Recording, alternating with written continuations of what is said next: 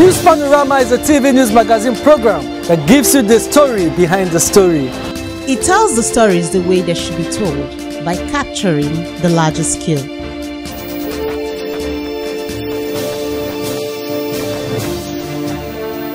It deals with people's deep feelings on issues that, when brought to the fore, ultimately educates, informs and entertains.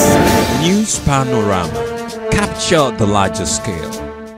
Since the earliest times, humans have needed to be sensitive to their surroundings to survive. Perhaps most importantly, for health, the environment can create or reduce stress, which in turn impact on human bodies in multiple ways.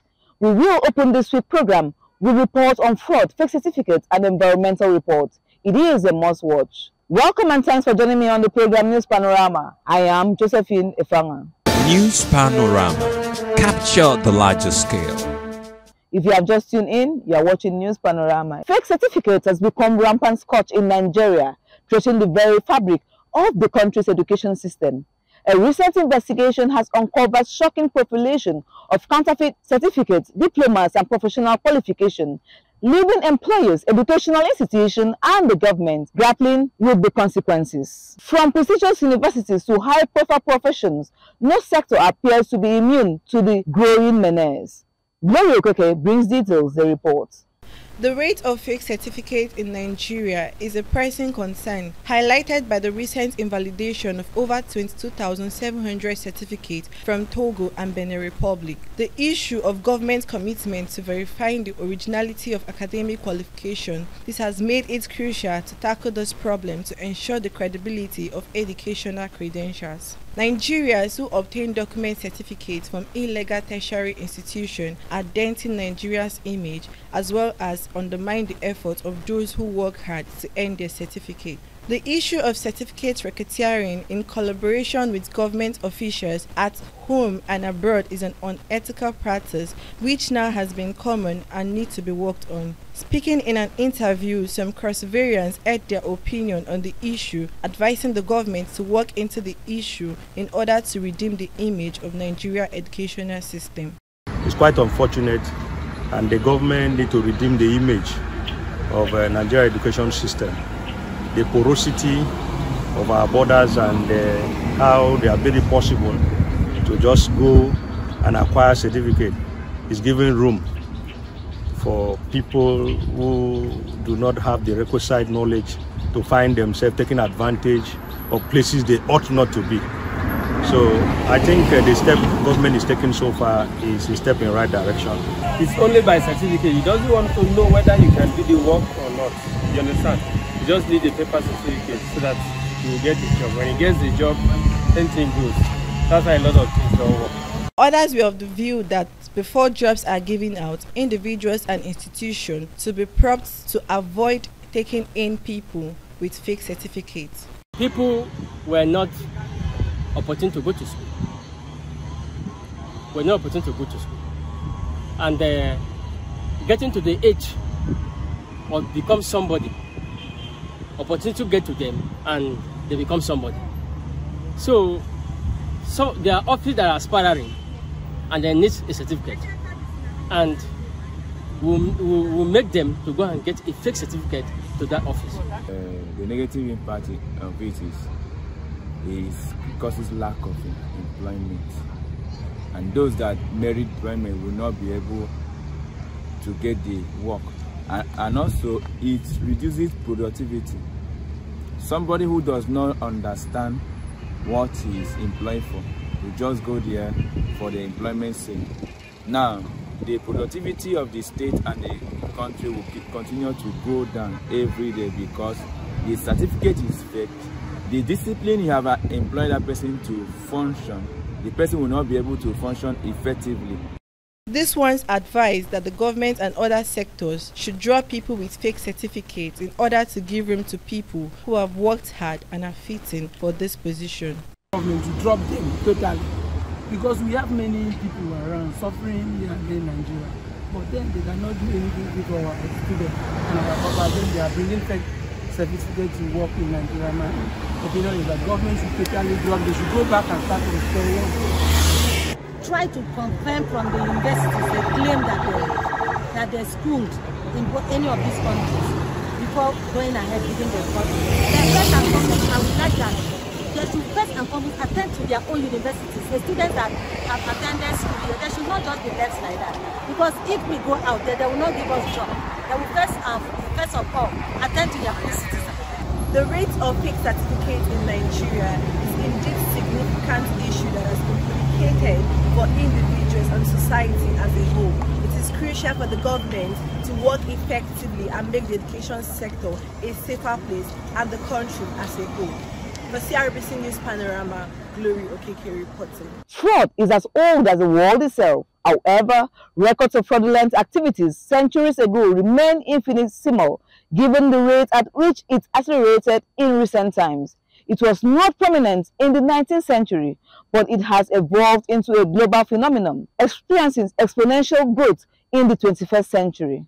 And especially in Nigeria, fraud has become increasingly prevalent in recent years, with the rise of online transactions, social media, and digital communication. Pamela Ewa brings details the report. The advent of the internet has brought some remarkable changes in the workings of the world. People have embraced this technology with such enthusiasm that it is hard to imagine a world without internet. However, as is the case with every other technology, the internet has been used for harmful purposes as well. Along with the good comes the bad. The rapid growth of internet fraud in Nigeria and indeed Cross River State has become a pressing concern, with Nigeria ranking 16th globally for cybercrime. The prevalence of online scams, tricking people, and identity theft has led to significant financial losses, reputational damage, and emotional distress for victims. The fun of using the internet has become sore due to the various scams taking place day in, day out all around the world. Internet users are being trapped around every corner, and their credit card information is being siphoned, all due to the presence of these online scams. In the near future, there appears to be no end to internet fraud. This is because there are thousands of people around the world who are introduced to the internet for the first time every day. It means that as soon as they start browsing on their own, they are exposed to the scammers' tricks. Some Cross Riverians shared their experiences with online scammers, advising that internet users take precautions while using the internet. I was scammed. That was when MN came in newly. So my friends told me about it, that you put 5,000 and you get 25,000. So the little money I had as a student, I had to like put in my money, hoping that I would have the amount of money back, but it didn't work out. So I've lost so many things, so many opportunities have been coming, but I've been missing a lot. The experience was the person. It was like this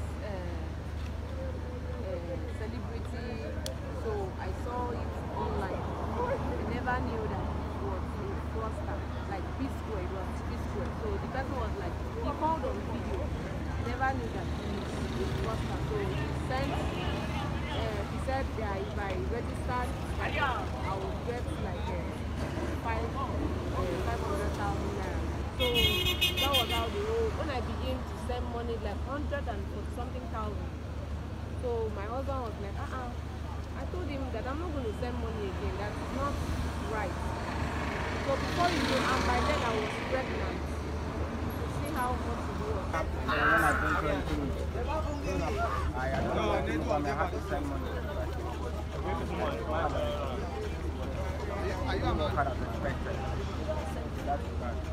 Others were of the opinion that the Cross River State government should create enlightenment campaigns that will provide knowledge to its citizens to avoid them getting scammed due to the hardship and desperations.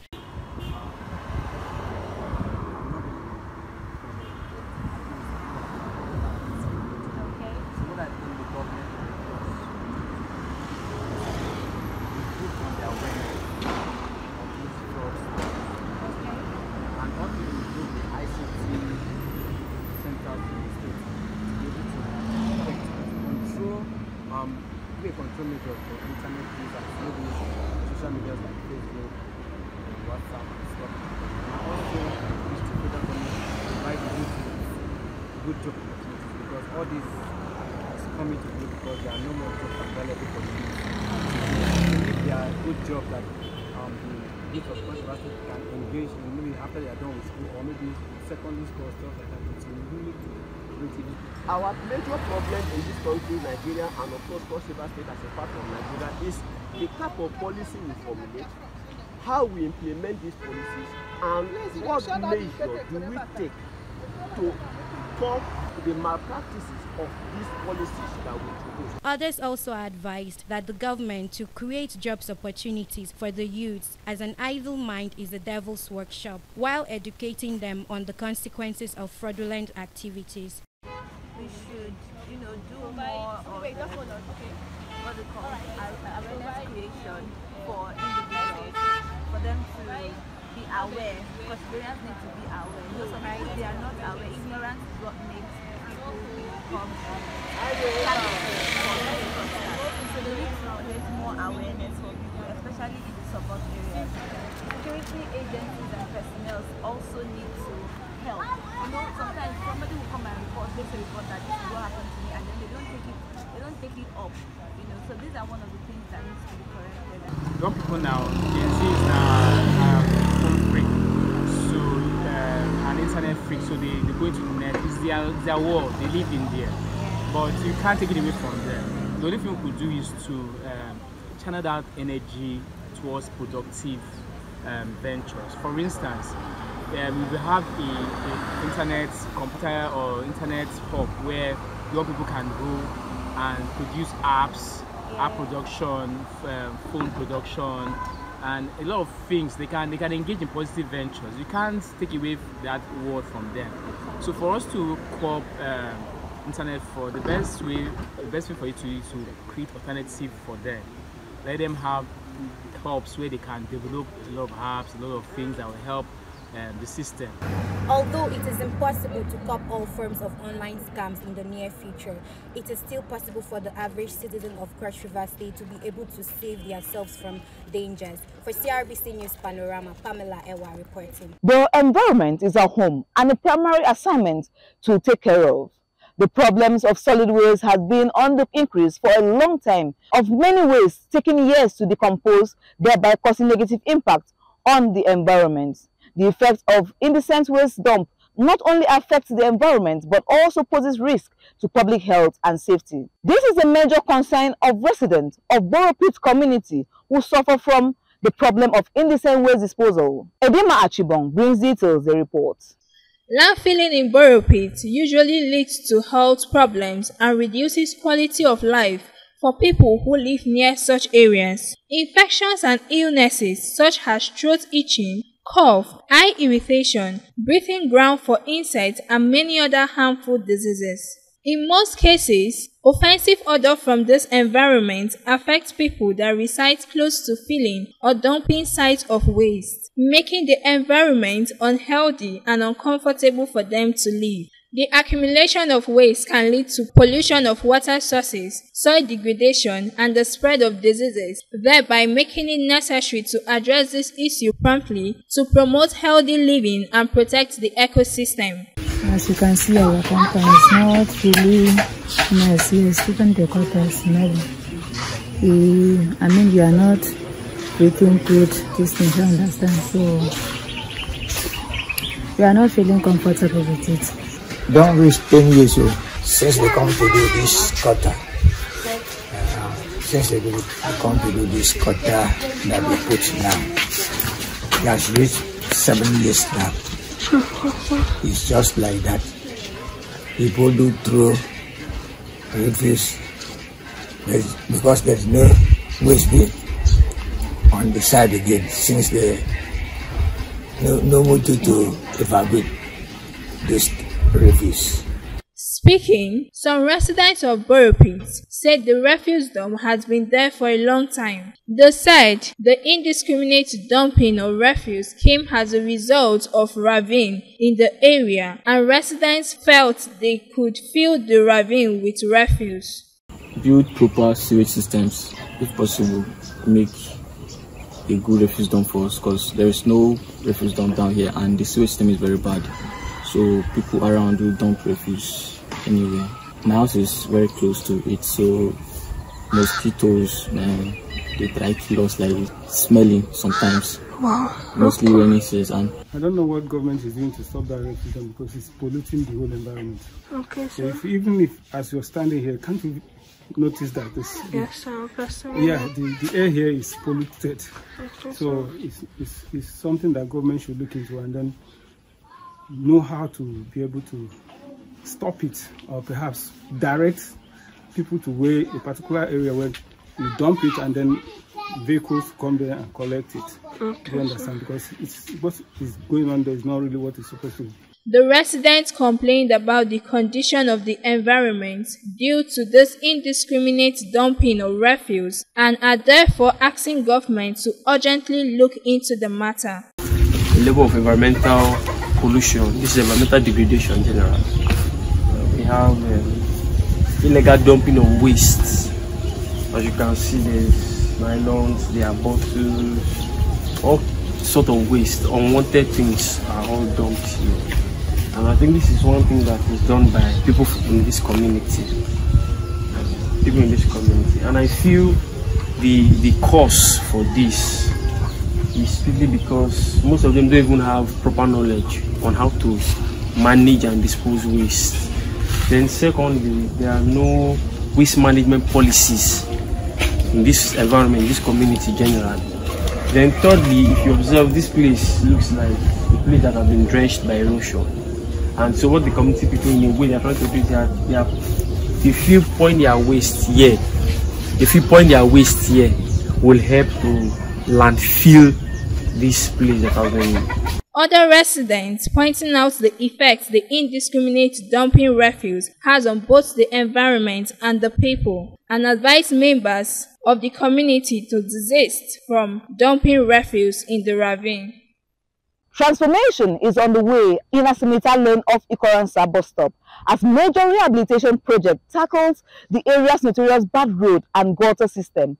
After years of neglect, the community is said to benefit from improved infrastructure, enhanced safety, and renewed sense of pride. Boro was at the scene to sample opinions of the residents of the area. The report. The Asim Ita Road, known for its potholes, has recently been fixed up by the Cross River State Road Maintenance Agency to ease the stress of the community and road users. In a bid to revitalize infrastructure and enhance the quality of life for residents, the rehabilitation of Asim Ita Lane of Ikoransa bus stop is underway. The project, aimed at transforming the once neglected streets connecting all parts of Ikoransa, has brought a sense of excitement and hope to the community. The rehabilitation works includes the construction of a new drainage system and overlay of concrete. These upgrades are not only to enhance the aesthetic appeal of the area, but also address perennial flooding issues and to improve the state of the road. The clown head of Nkoni Ikoransa Kwal clan, His Royal Highness Ntoi Paul Asim Ita II, said the new development is a welcome idea, while thanking the governor, Senator Basi Otu, for remembering the people of Asim Ita and appreciated the governor's effort towards the restoration of the state's lost glory. It's a welcome idea, and that shows that the governor of the day, they are doing their very best for things to move very well. I thank President Otu because of his rehabilitation of the lost glory that Calabar had. Construction company did a very good job. As they've done it now, I don't think they will come back again. So we have to, the little ones that we have to maintain it to a standard.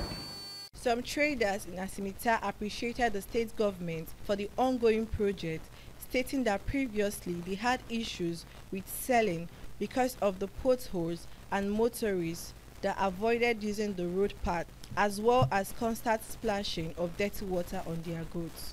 Looking at the road, it's not neatly done. Even the waterway they created, it's affecting some people in their compound. They now have what they call the flood when it rains.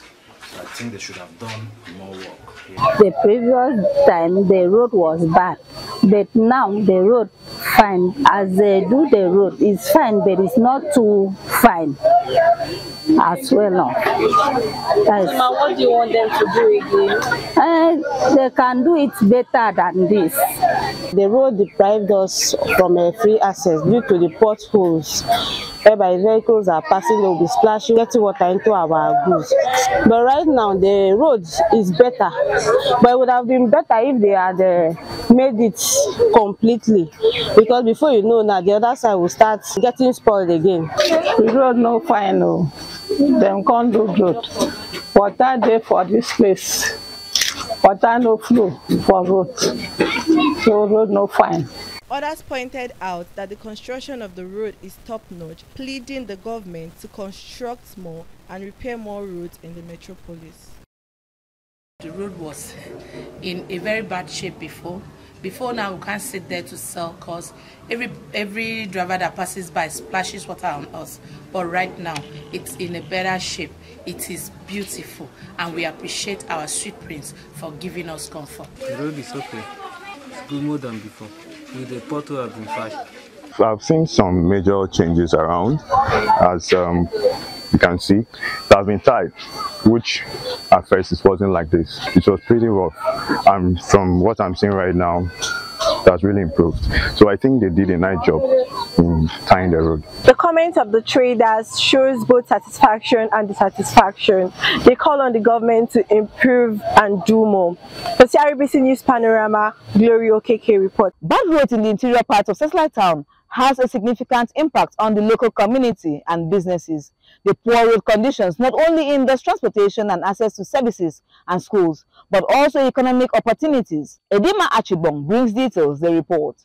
Poor road condition hinders economic development by impeding transportation of goods and services, limiting access to markets, healthcare and education. The bad roads in Satellite Town emphasizes the dire condition residents face daily while navigating pothole-riddled streets. The urgent need for road infrastructure improvement in these areas to enhance safety and quality of life for the community cannot be overemphasized. With the residents and motorists unable to access basic things like schools, healthcare, services, markets, and transportation, is a desperate call in help that has been issued. Speaking, some residents of this area stated that the road has been bad for years and have caused a lot of issues, especially to students on their way to school. Remove our slippers so that the slippers will not get spoiled. Sometimes we don't actually go to class. Rain, look at, you can see me now using my legs to walk. All my fingers are inching in under my legs. Inching in. The road has been very terrible. It has really stressed me. Okay. Instead of me to wear my slippers, I have to carry two. The one that I used to go to school and the one I used to trek on the road, which is bad because if I should use this one, it will spoil the slippers. So due to the bad road, it has been very stressful. At least just do something that will be able for us to work on because the road is bad.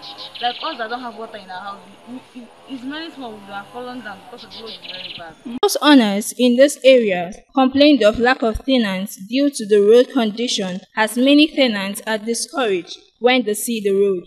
You can't go out freely, you can't come out freely, you are stuck.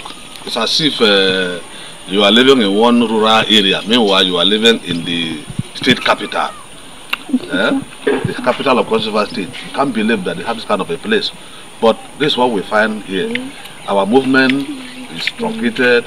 We can't move freely. The people who have goods cannot carry with ease. Farmers cannot move. If you go inside, this is a community with over 5,000 residents. Calling for help from the government and relevant authorities, the residents said that fixing the road will make life easier for all residents of the area and others. We have done nothing about it, as you can see.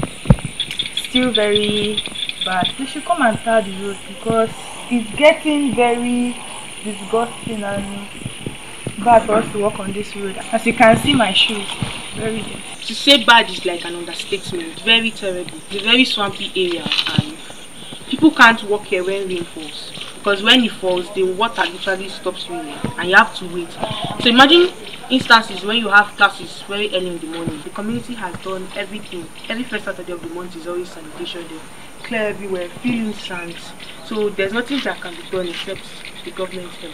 The vivid description of the road conditions and community cries for help paint a stark picture of the hardship endured in satellite town Ekokonlas bus stop. It is evidence that improvements in road infrastructure are essential to ensure safety, enhance economic opportunity, and foster community well-being in these areas.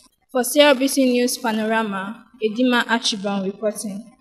In Nigeria, the issue of gender discrimination and injustice often affects men in subtle but significant ways. While much attention is rightly focused on women's struggle, there is a growing recognition of how gender bases can also impact men adversely. Praise Chijoke tells us more, the report. As the feminist movement gains momentum in Nigeria, a growing number of men are finding themselves on the receiving end of the same injustice they are accused of perpetrating. From false accusations to emotional manipulations, men are increasingly becoming victims of the same issues women face.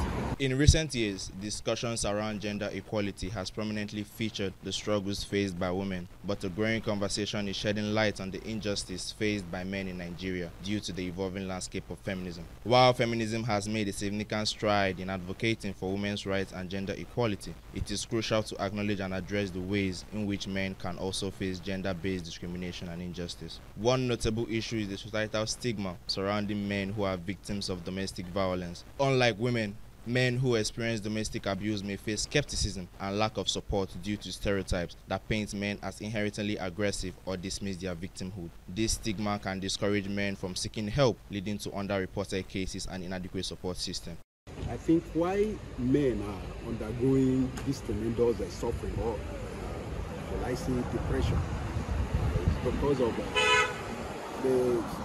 our culture and belief here basically in Africa. We do believe that men are the head of the family. The society look at the female, the opposite gender, as the only vulnerable people when it comes to this. But it's not so. Men are also suffering a lot. And men are really suffering a lot on this very issue based on the belief we were born into and inherit. As a man, there are some situations you can handle as a man, and you need to seek for the second party. But even at that, whatever it is, is beyond your control. They say problem shape is a problem solved. So I also want to advise that it's not good to die alone. Whenever you have an issue that is beyond your control, any circumstances that is beyond your control, you need to seek for an urgent attention from someone you know could be of help to you. Men are also being emotionally manipulated by their partners, with some being manipulated into making financial decisions or making excessive responsibilities. This emotional abuse can lead to depression, anxiety, and even suicide. Some people doesn't tell their wife how much salary they earn as a working class. And your wife will demand above what you have. So from there you start bringing issue. In situation your wife know what you earn. And whatever you put it at the table. This is what I earn. This is what in short, there should be equality. So you make that decision, your wife should know. You're left and you don't hide anything from your wife. So it is when people go into depression or doing what they are not supposed to do when they are married or look like their wife is blackmailing them, is because you have not opened up to your wife. The only thing that can be done, humanly cannot be considered men yourself, because a man will be here and be in charge of a body that's a law that formulates to safeguard the safety of a fellow man, but he will not do it, considering that he's a fellow man like him. So the only solution is for the people, entire Nigeria, to believe that it's only God who has the solution, because man cannot save a fellow human being, only God. So because of the law of the constitution that it's not good for man to get on a woman, understand? So now women now use that law and constitution as a privilege for them to live with their husband, doing anyhow with their husband, because they know that it is a law that the man don't supposed to lay on the woman. Some respondents shared their insights on why lesser attention is being paid to the male gender. We've made the women feel like, we made the whole world feel like the women are the weaker vessel. That's the first thing. So when situations like these are being brought up, we feel like men are actually strong. They are meant to jest whatsoever thing that comes up. They are strong. The women are the weaker vessel. So whenever these kind of things are being brought up, we don't even, most times we don't tend to hear from the female side. We feel that they are at fault and we feel that they are strong. No, some men, they really do a lot of things. They smoke, they drink. So if they ask now, they'll say maybe it's from the man, from his behavior. And normally the man is strong more than the woman in terms of fighting. So maybe they'll just see that he's a man, because men, they really do a lot of things. That is why. In the aspect of employment and education opportunities, men are sometimes unfairly treated in the hiring process or educational system due to gender-based quotas or assumptions about their capabilities and roles. This can result to fewer opportunities for advancement or access to resources, impacting their professional and personal growth. By acknowledging and addressing these unique challenges faced by men, Nigeria can work towards a more comprehensive and fair approach to gender equality. Addressing the issue of gender bias requires a balanced approach to gender equality that recognizes and reflects injustice faced by all genders, promoting inclusive policies, providing support systems for all victims of violence and challenging stereotypes are essential steps in creating a more inclusive society. For CRBC News Panorama, Praise UK reporting. That is all we have on our lineup this week. We hope to be back same time next week. Do keep a date with us. I am Josephine Efanga.